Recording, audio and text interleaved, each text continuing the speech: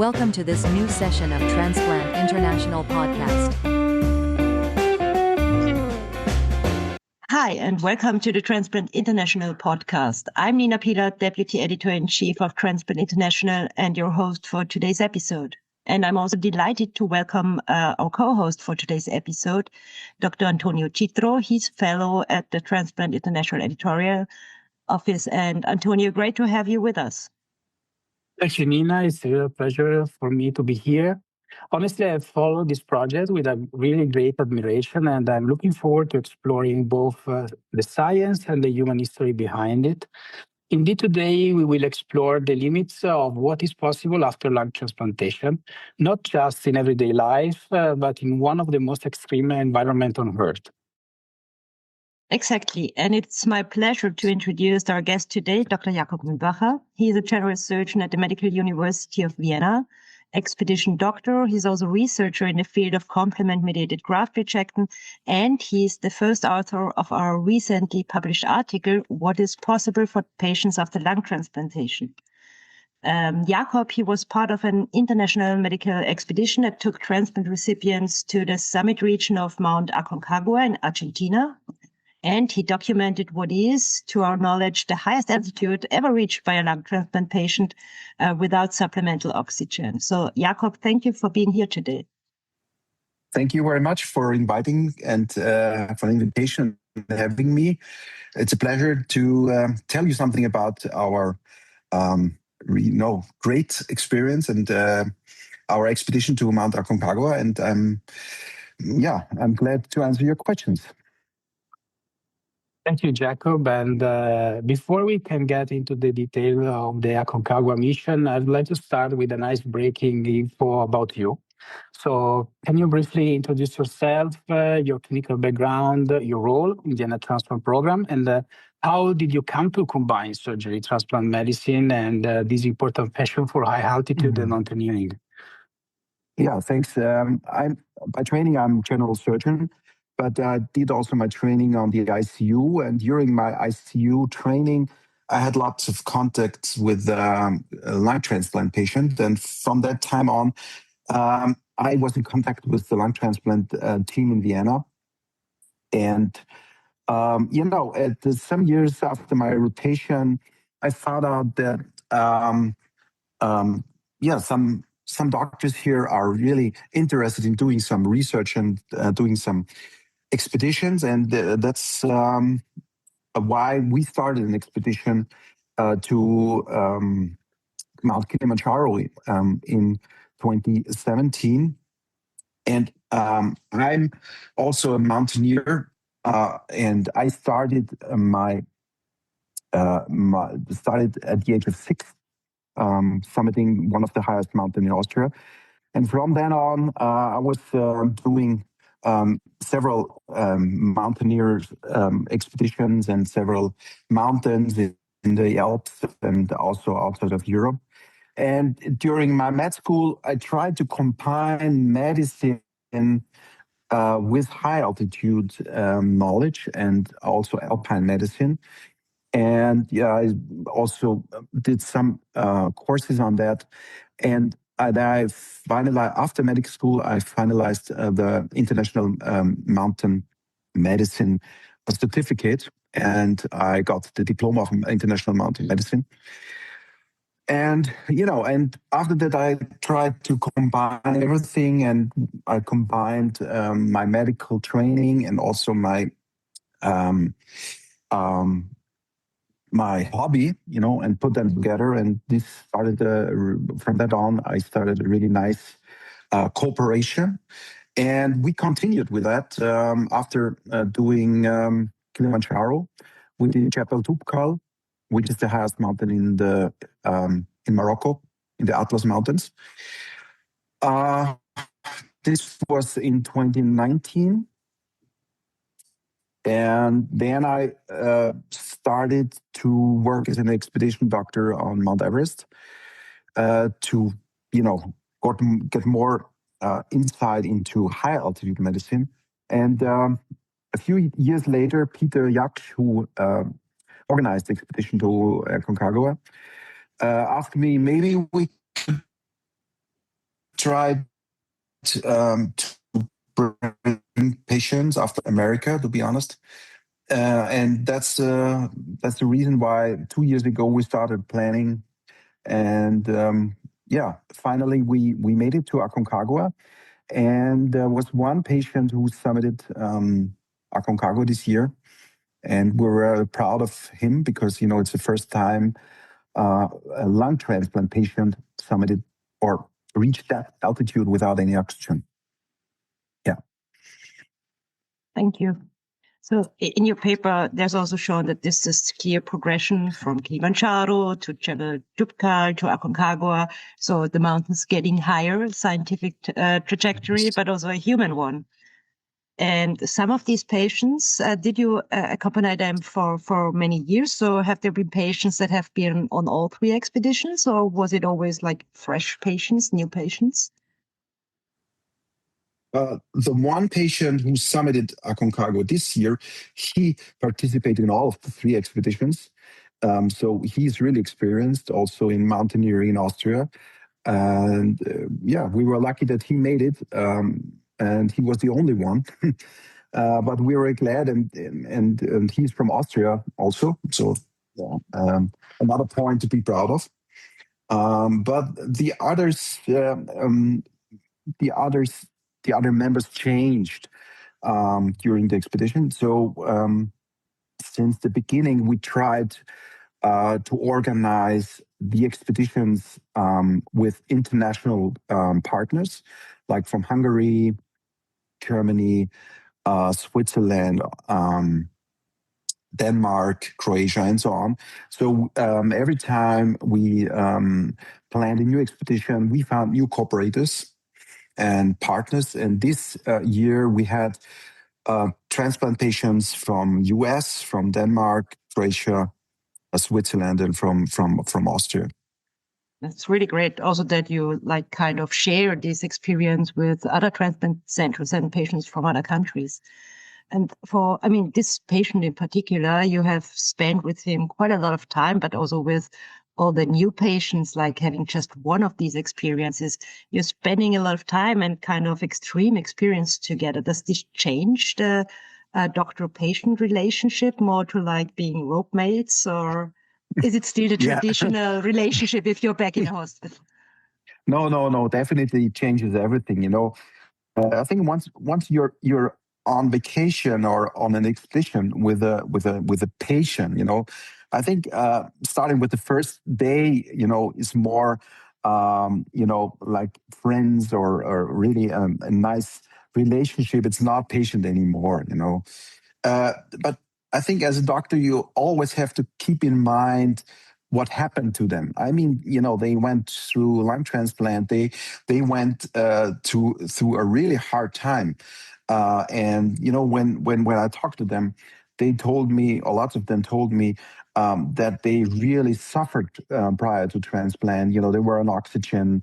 They couldn't even went to the toilet and things like that. And then they had a really hard way back to normal life. And it's really glad, and it's really an honor for me to share now their experience and now their way of living and how they feel. They feel like being free up there, And one thing really impressed me this time, really impressed me a lot, was that I told you that just one patient did it or summit out of the group of 9 transplanted patients. But the others, even that they had to turn around, for them, that, for example, Camp 1 or Camp 2, where they had to turn around, that was their personal summit. So it's not that they had to summit. But what they reached, the high altitude they reached, that was their personal summit. And sharing these experience with the transplant patients, with some of them are now friends for me, and it was really a really nice experience to share this success with them. Even they didn't summit, but to reach the personal summit, I would call it. That's really great. It's really an extraordinary achievement, I mean, for everybody, and especially for transplant patients who had like such a hard way of coming back to a normal life. So it's really, I think it's also like inspirational for a lot of other patients. And also, this time, as I told you already, we had an international expedition. And, also the patients, they connected to each other. They became friends. They meet each other. We have a meeting this week, I think, and to celebrate, our expedition. And, they are so excited to see each other again. And they share their experience, and it was also from the personal perspective, it was really a great expedition. Thank you for sharing also those personal details. And I think Antonio, he has some more also scientific questions. Yeah, so I was actually also curious about another thing. So because it's a bridge between science and also patient perspective and how you select patients.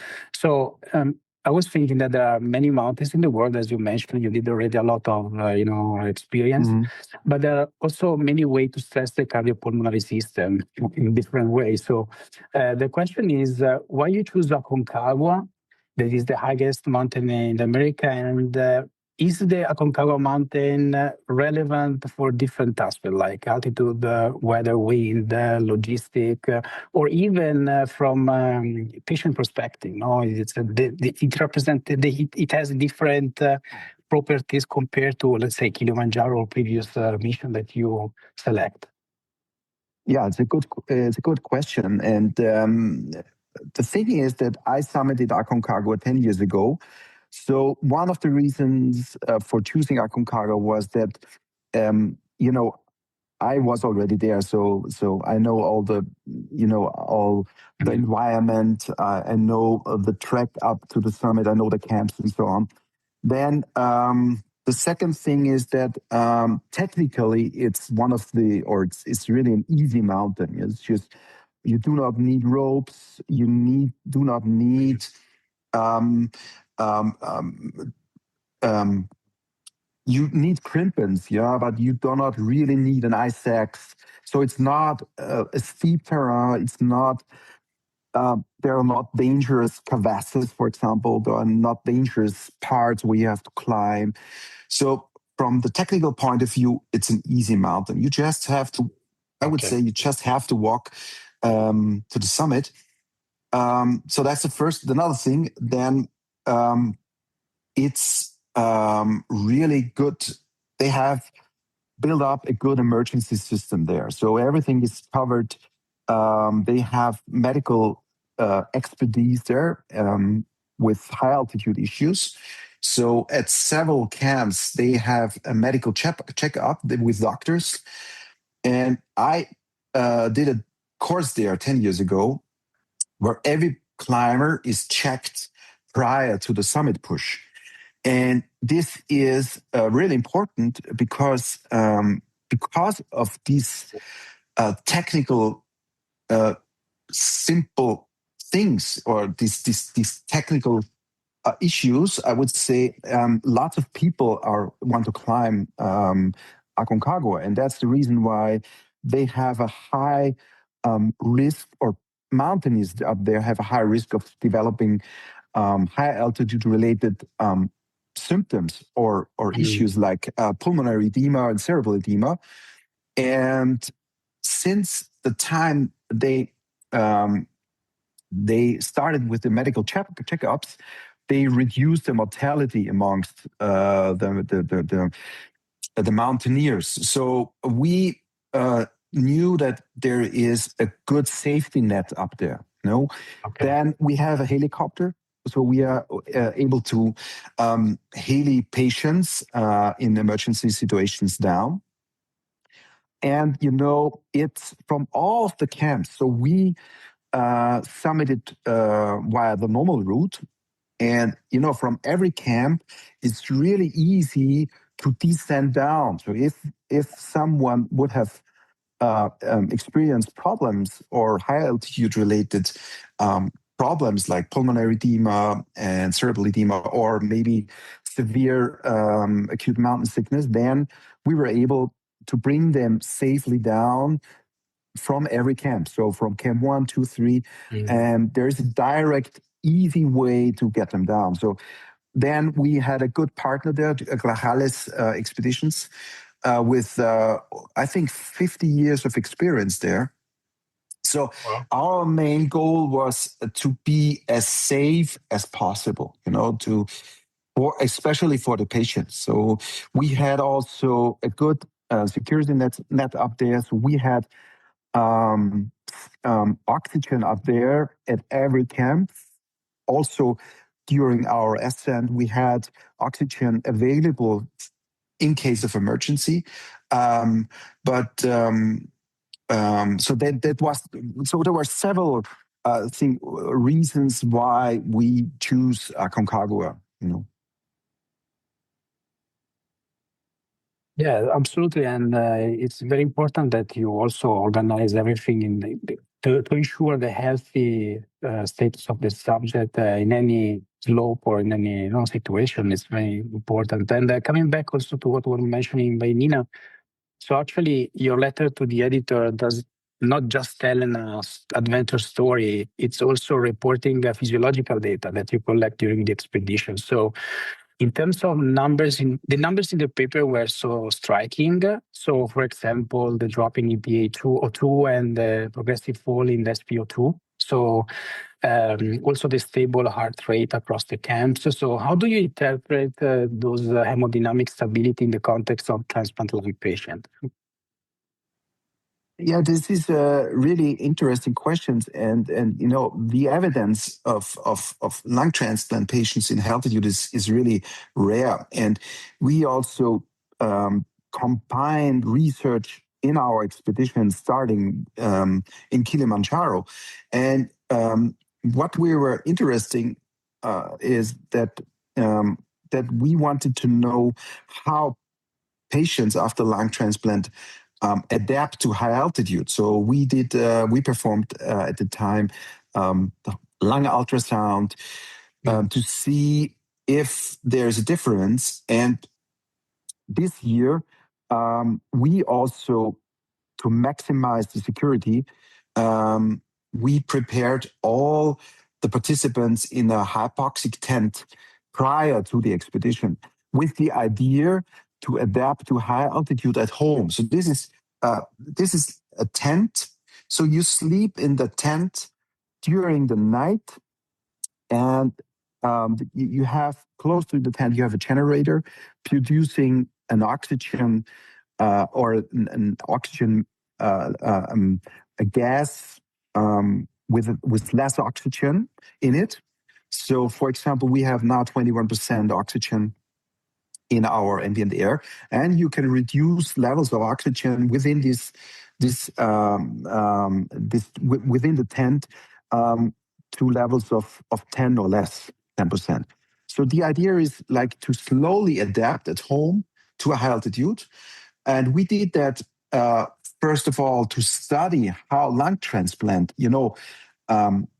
react to that hypoxic condition, because there's no data about that. Then the second thing is, as I already mentioned, is that we try to be as safe as possible. And there is data available that high altitude issues could be reduced by using such hypoxic tents. And what, back to your question is that we found out, the data are not published yet, but we found out that the lung transplant patients adapt in a similar way to healthy controls. And we saw that also on Kilimanjaro and on Jebel Toubkal. So it seems that they have the same possibility to adapt to high altitude. So it was very interesting. And we're just looking at the data, and we are just writing or summarizing all our data and performing analysis and writing the paper now. So let's see what we can conclude about the data. But we saw that they really can adapt in a similar way than healthy controls. It's a really great finding, and I think also like a good thing to know for all the other lung transplant patients that with proper training and being careful, of course, their lungs can do things that are maybe beyond what the average person can do. Yes, I totally agree. But I just want to mention that, all of the lung transplant patients, they did really follow the training plan prior to the expedition.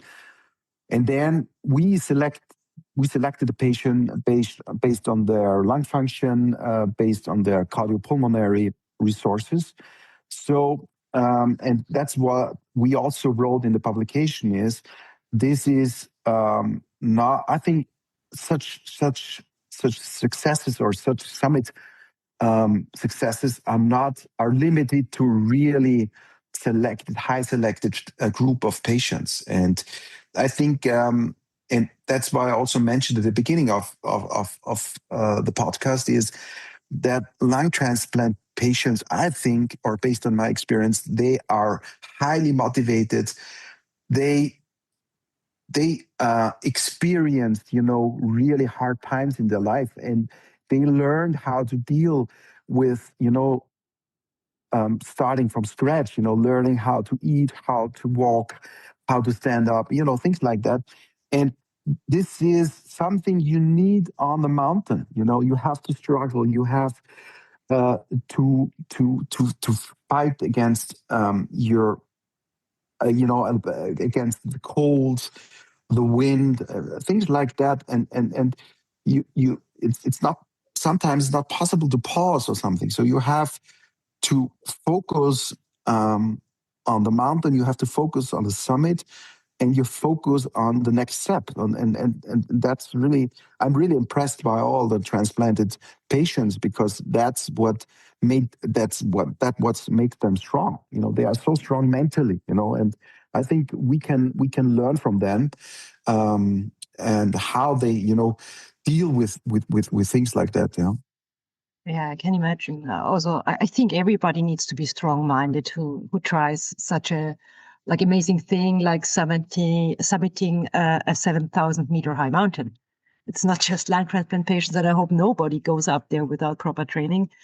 But still, it's also the one patient that reached the summit. I just researched. He is 51, if I'm not wrong, transplanted in 2002 for cystic fibrosis.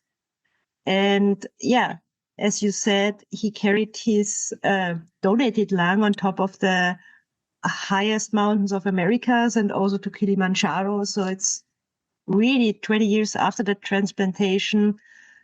He is, would you say he's one of the exceptional patients who doesn't suffer too much from immunosuppression and was just also lucky? Or is it really the way, the work he puts into his life that makes him so superior?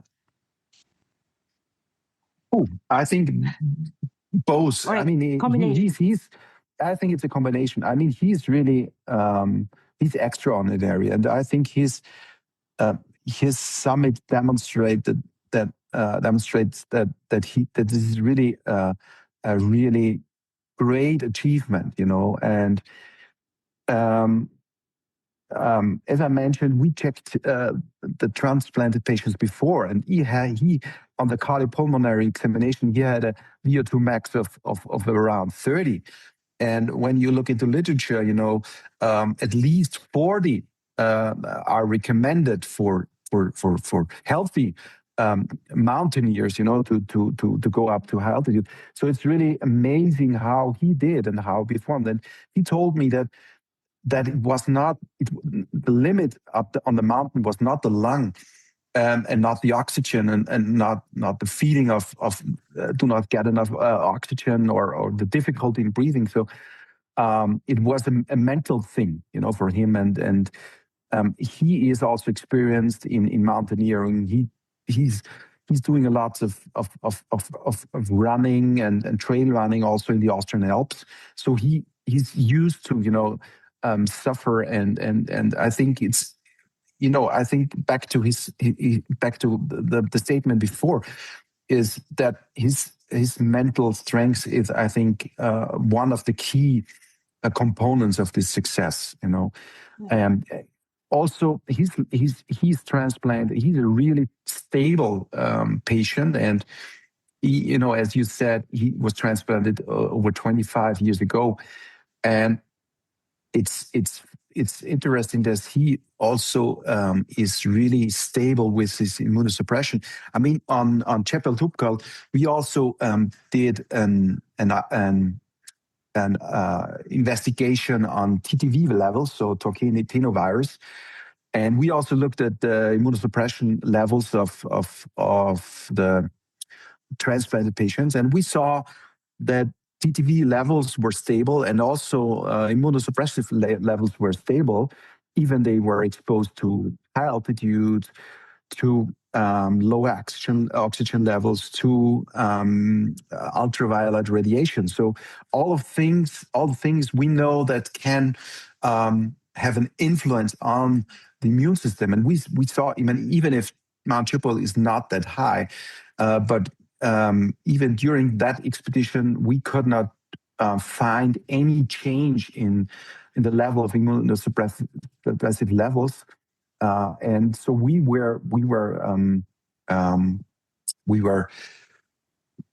thought that it could work also on Aconcagua, and it worked out.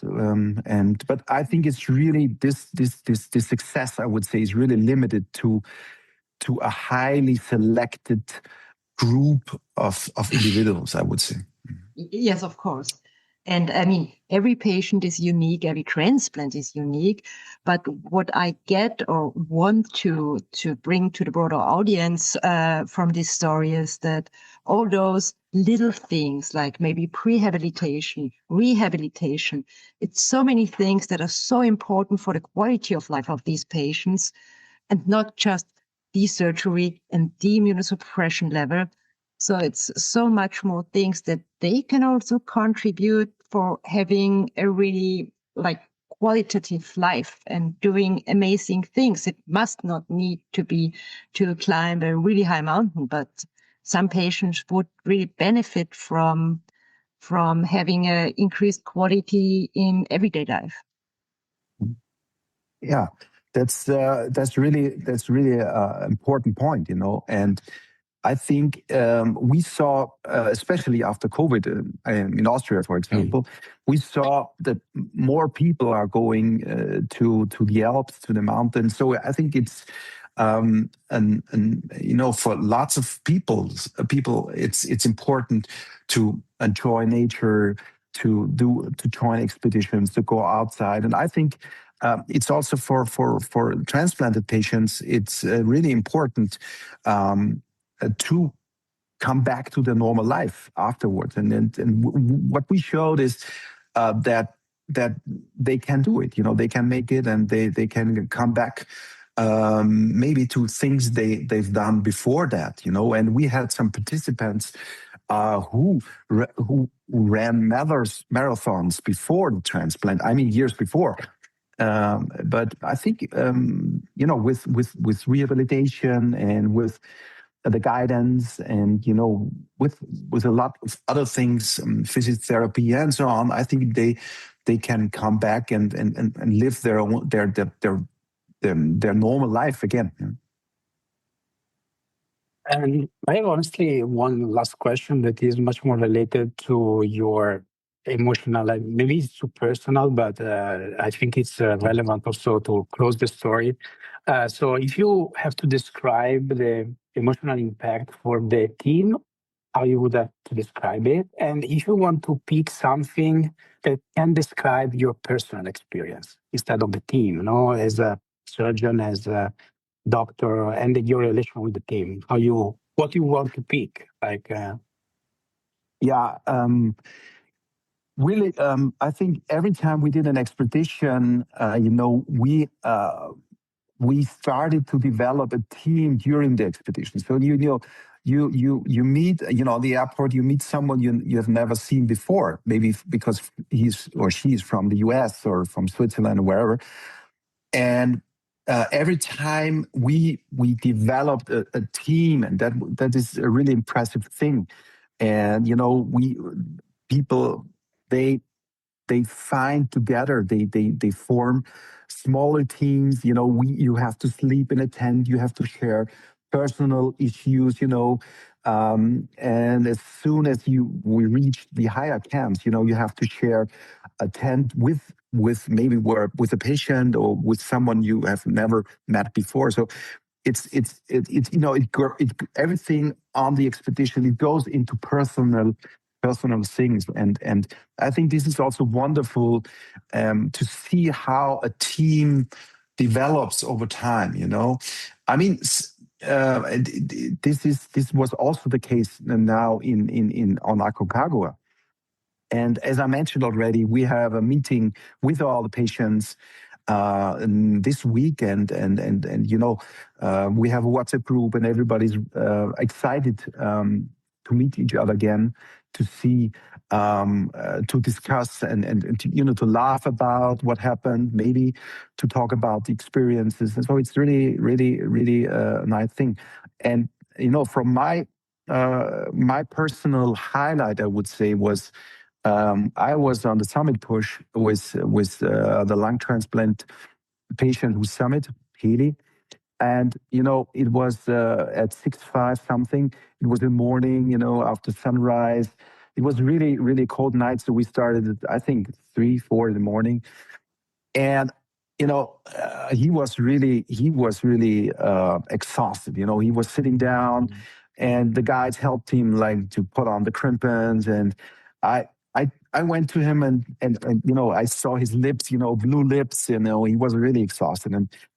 And I thought about, is this really a good idea? I don't know, maybe. And then I just asked him, Haley, you look like shit. Sorry to say that on the podcast. And then I asked him, Haley, I think, do you want to give up? And this question, he triggers him. And, since that, he just, no, I never give up. Okay, he started, and from that point on, he was faster than me on the summit day. He was. I couldn't stop him. It was the amazing moment, I would say, on the experience. And he was, I think, 20 minutes before I went to the summit, he was already there, and he gave me a high five on the summit. So. Yeah, really impressive. I would say, really, that was my highlight on the mountain. Oh, thank you for sharing. It was really. I mean, this I think is more than the numbers and everything to describe. Also the attitude of a transplanted patient. Honestly, yeah. And we also agreed to continue. Because lots of people now ask, okay, you did it, or you brought. You did an expedition with one lung transplant to almost 7,000 meters without any oxygen. And then, okay, what's next? I mean, everybody knows that there are higher mountains in the world. So we just think about what's next. But we agreed at the moment to do a short, an easy mountain in Austria. The Großglockner is the highest mountain in Austria. So we want to do an expedition to this mountain, and maybe also study again other things, physiological changes, maybe, other things like that. So we try to do that in 2027. And let's see what's coming up next. It's not over yet. I hope so. Jakob, thank you very much for sharing all these insights, both scientific and technical, but also personal. And this expedition seems to mark really an important step in understanding what carefully selected lung transplant patients can safely achieve in extreme environments. And it's also kind of redefining what quality of life can mean after transplantation, what you can achieve if you're really you really want it, and don't give up. Yeah, thank you, Jakob. It was really inspiring, I think, also from my perspective. Yeah, thank you very much. And again, congratulations to all our transplanted patients, because it's not our success, it's their success, you know. Yeah, our extended gratulations. And this is why we also wanted to do this podcast to like really celebrate their achievements. And for all the listeners who would like to read more, the full article and our accompanying editorial can be read open access on the Transplant International homepage. So thank you all for listening to the Transplant International podcast. Don't forget to subscribe, and we'll be back soon with the next monthly episode and our editor's picks. And thank you, Antonio, and especially Jakob, for being here today.